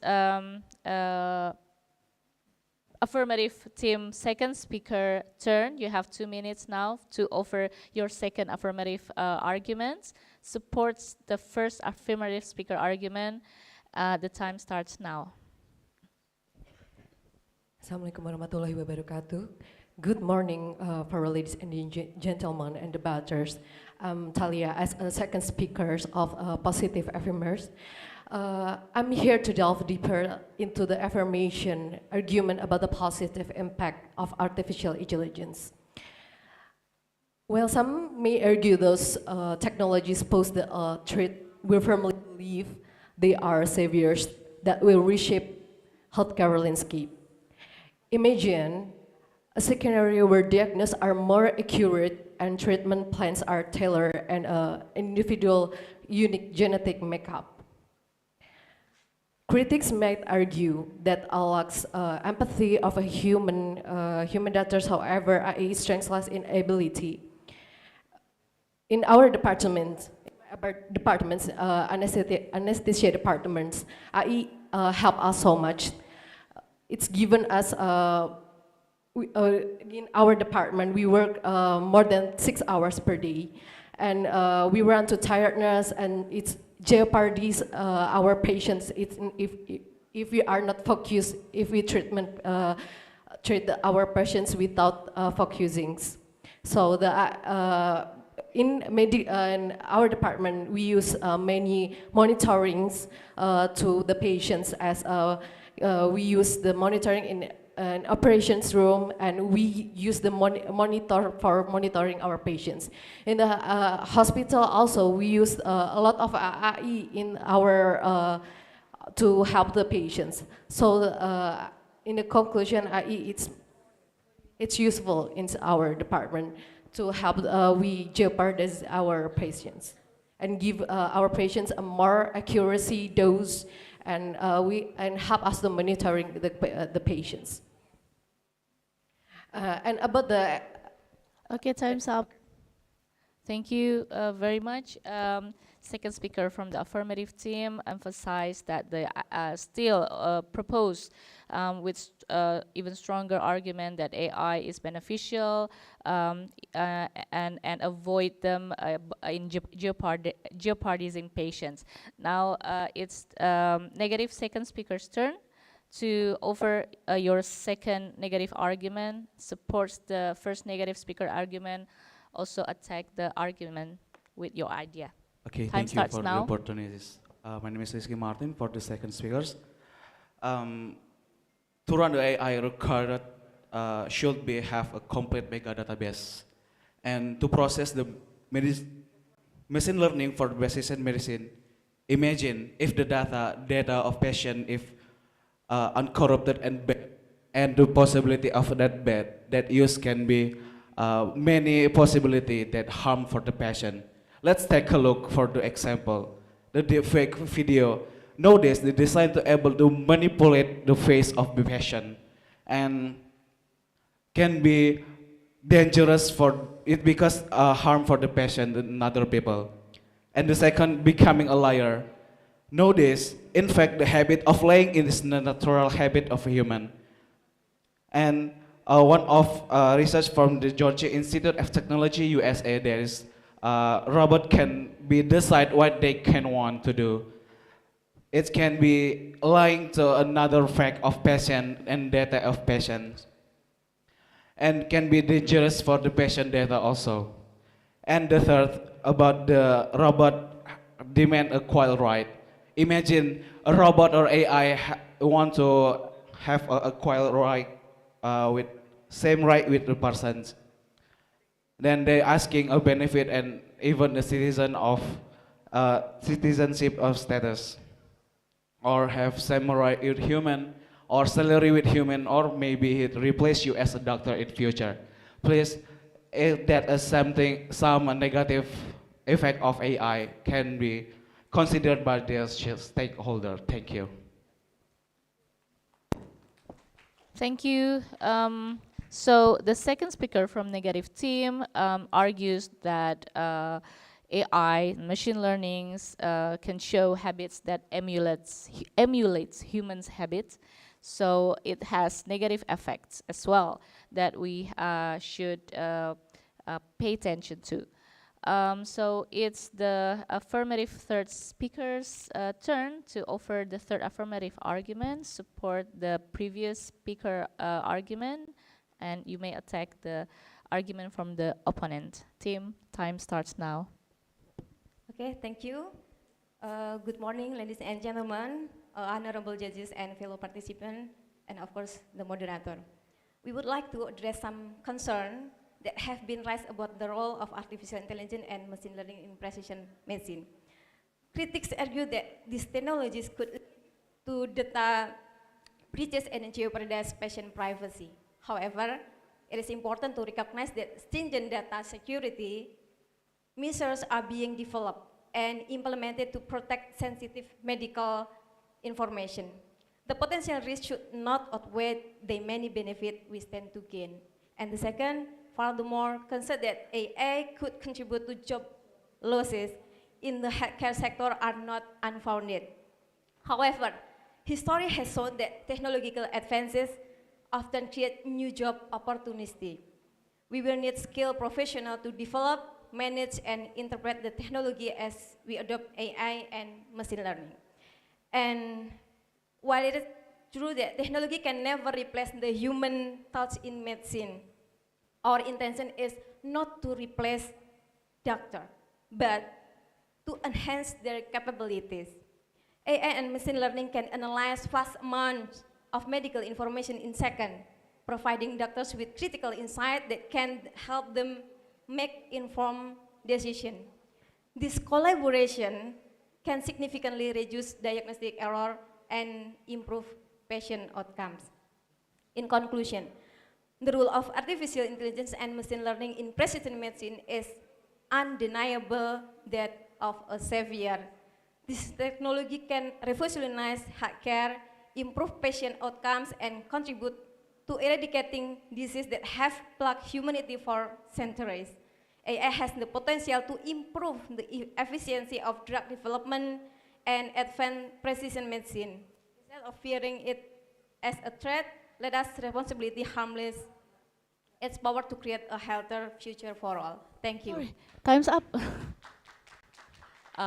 Yeah, thank you. Sorry, but yeah, I might have missed more than 2 minutes have spent for the last, and thank you for reminding me. Now it's time for the negative third speaker to offer the third negative argument, support the previous speaker argument, and attack the argument of the affirmative speaker.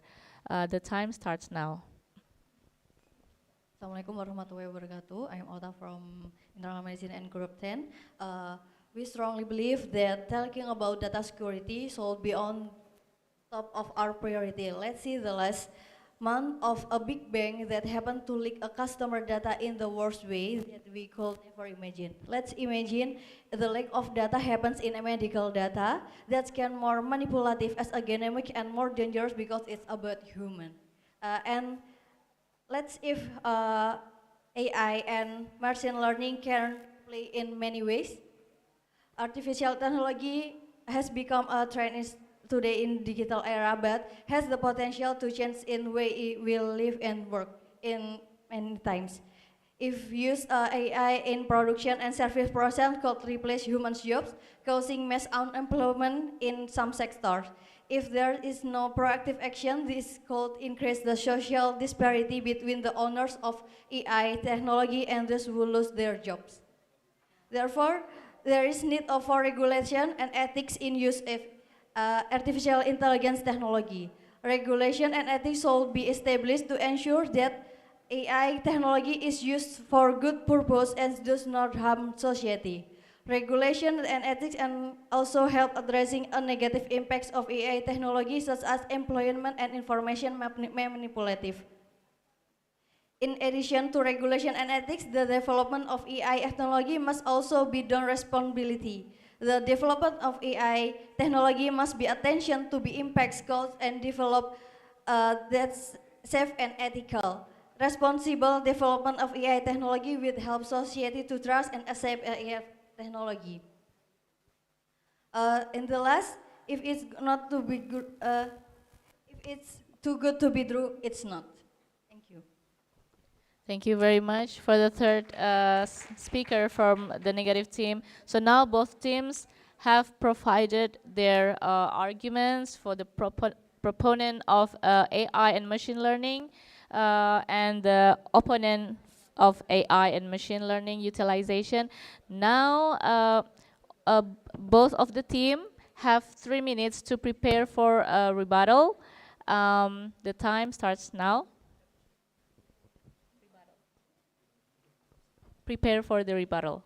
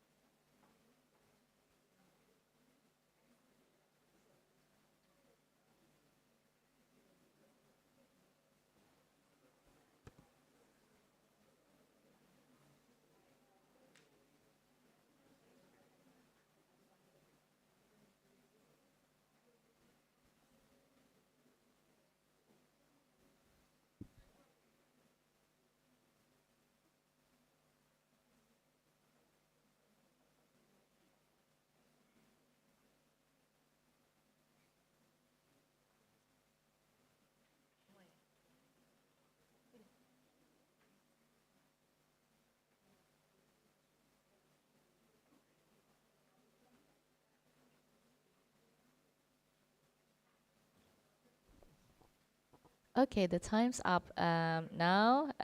It's rebuttal time. The first rebuttal will be delivered by the negative team. You have 3 minutes to deliver your rebuttal. Time starts now. Sorry, negative team.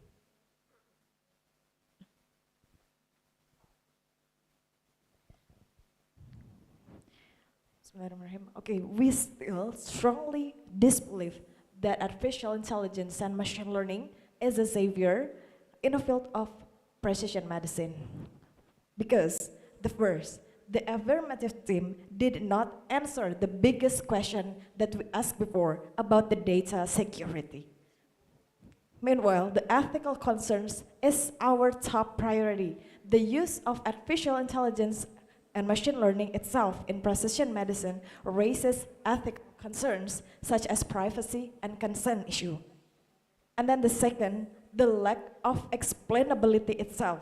About the black box things I said before, the lack of explainability can be a challenge in the precision medicine where clinicians and patients need to understand the reason behind every treatment decision.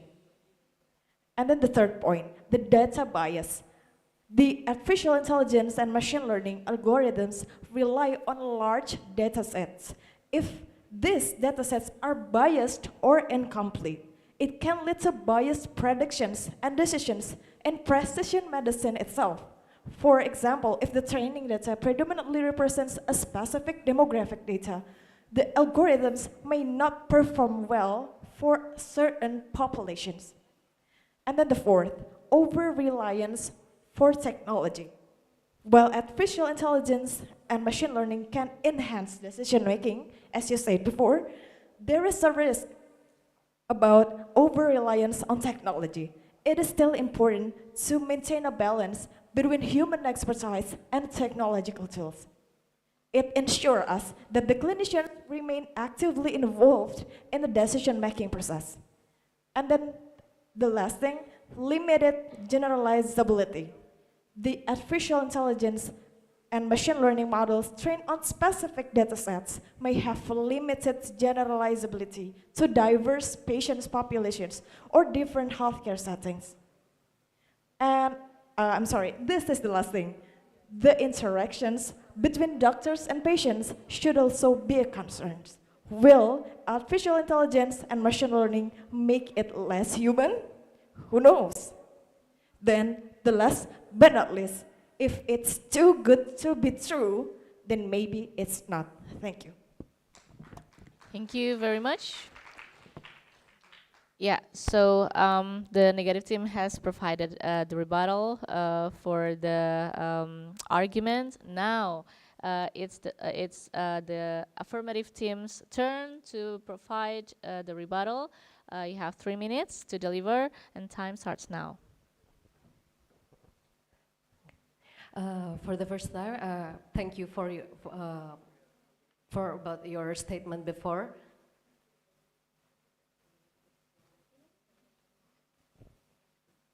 Okay, like we said before, I think we have to.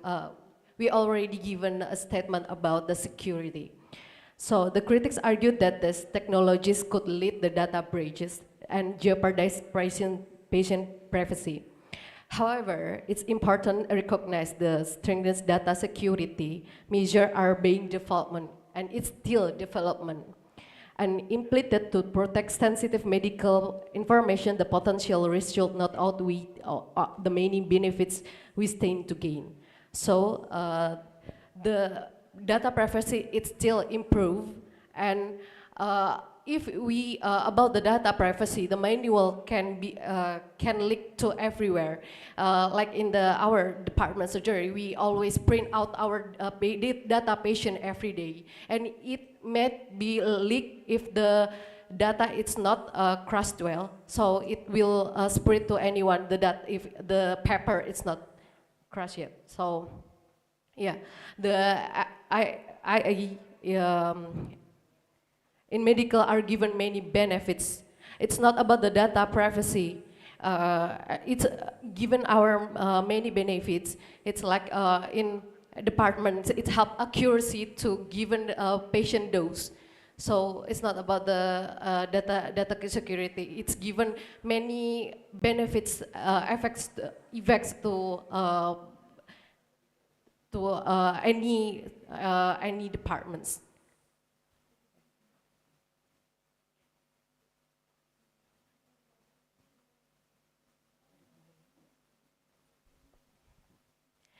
So just as I can just as fire can warm our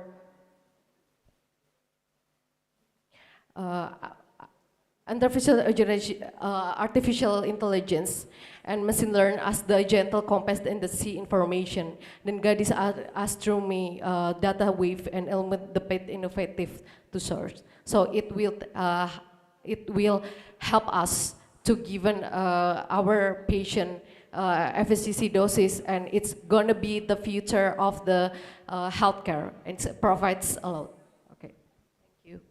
Thank you very much. Give round of applause for both teams. Now that both teams have delivered all of their arguments, whether opposing or proposing the idea of using machine learning and AI in the medicine field. So thank you very much. You have shared your insights and points, and the points are noted. Now, later on, the comments will be delivered by the commentators and then judges afterward. Now, I hand over to Pak Yopi. Thank you very much. Thank you so much, Bu Gege, and once again, give applause to Group 9 and 10 and all of the group for the debate competitions. And now, I would like to hear short comments from the judges.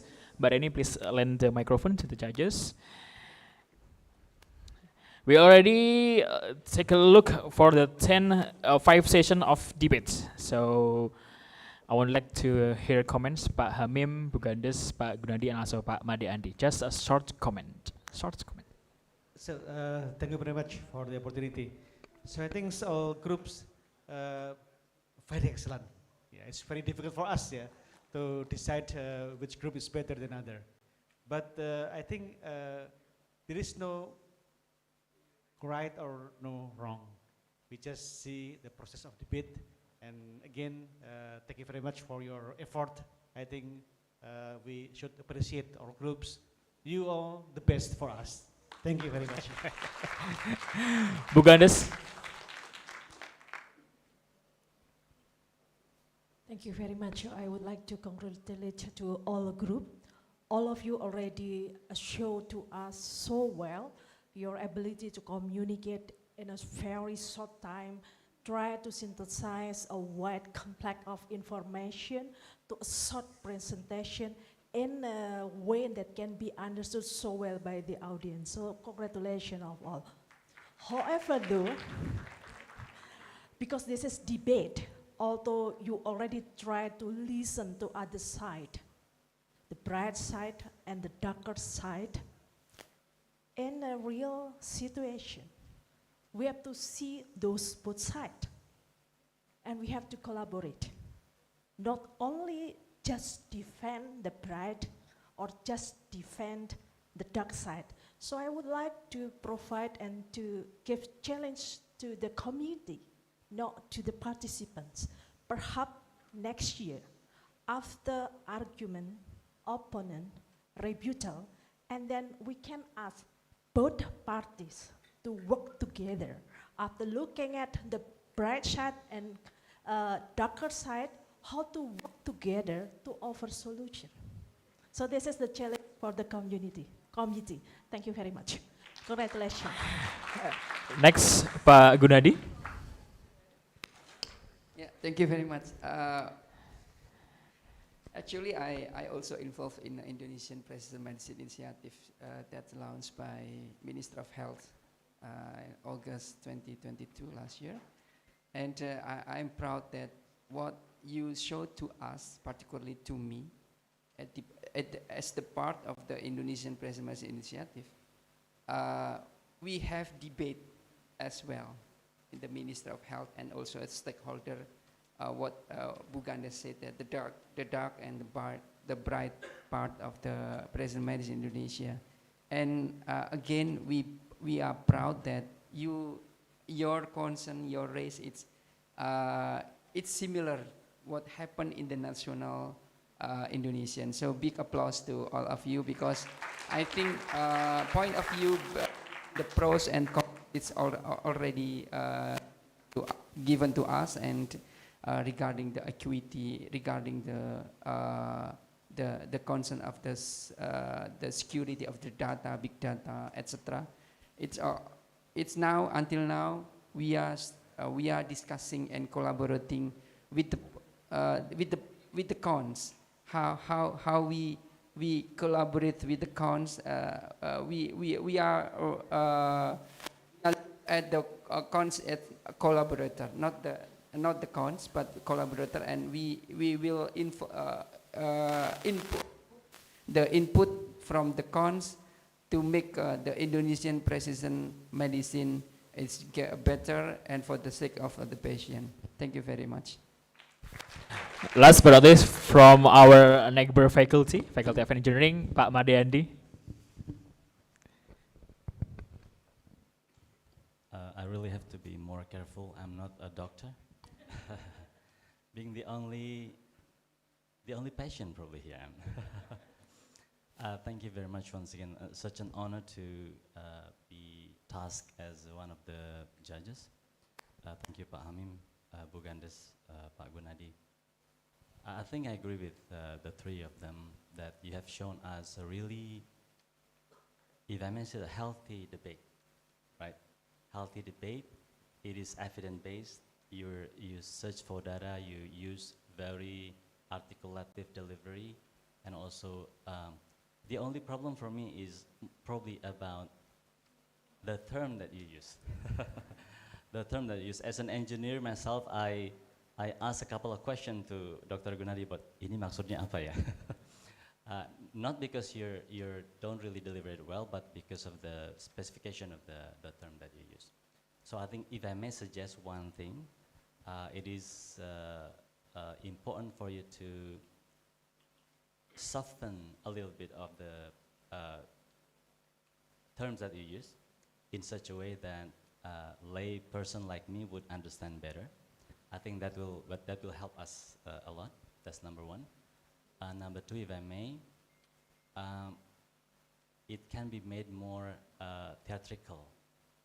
Like if you start the arguments, it might not need for you to say, I'm from the pro team or I'm from this team, but probably start by saying something shocking, like 100 years ago or something like that, or